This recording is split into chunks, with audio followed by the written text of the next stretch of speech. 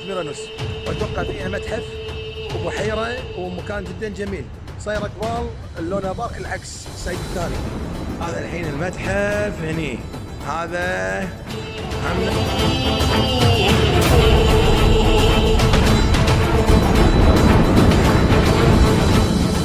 عاد للاسف عندنا اي مصنع يصير قديم او اي شيء يفللوا لك اياه قطوه بالزباله.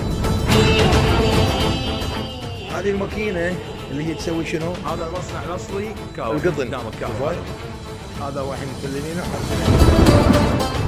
وارنوس خيل على الجنزيره بياخذه. ما شاء الله ما شاء الله.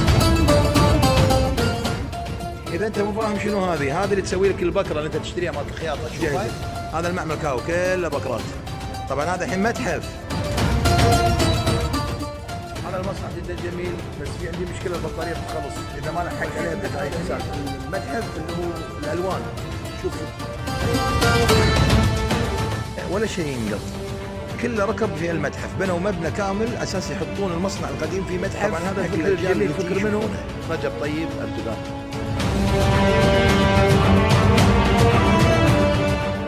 يلا اللي ما شاف الحرير هذا الحرير شوف هاي كاو بدأت عندك مرحله وهذه توني صوت اصلي من المكان اللي تو هذه صناعتها من مكتب محافظ بوصه الاصلي.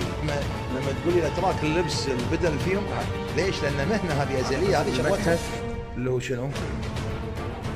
الحين شوف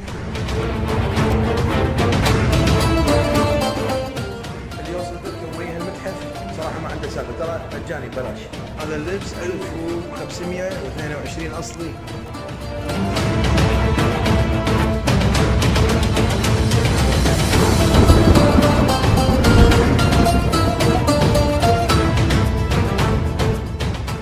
الجناح مخصص حق الناس اللي كانت تبع الدوله، يعني اللي يسوي شيء للدوله.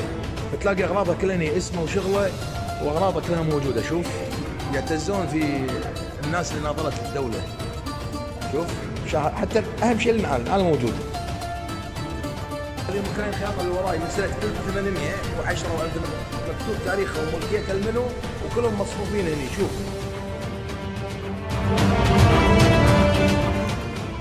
ما ادري ليش انا حاسس المكان الحين قبل ادش انه روعه ما دام بدايته كذي.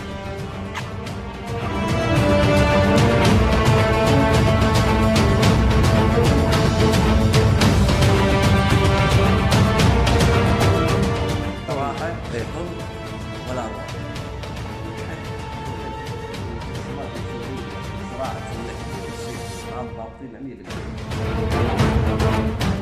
خلاص بس انا ازت لي سياده الصلاه هذه اصليه. اتمنى اي واحد يجي الحديقه اللي قلت لكم عنها 4 قاعات. انا ترى قاعد اصور على السرير وقت على السرير 4 قاعات كل واحده تقول الزود عندي. واذا معاكم عيالكم لا اونس. وهاي الحديقه اللي قلنا لكم عنها اللي فيها المتحف هم حلوه فيها تهاون فيها قعده وفيها مباني رفرف جميله جدا. بس الساكت منصدم ما يدري ايش يسوي. ايش قلت تاجر وياي؟ ودي البوسنه خلينا نشوف البوسنه.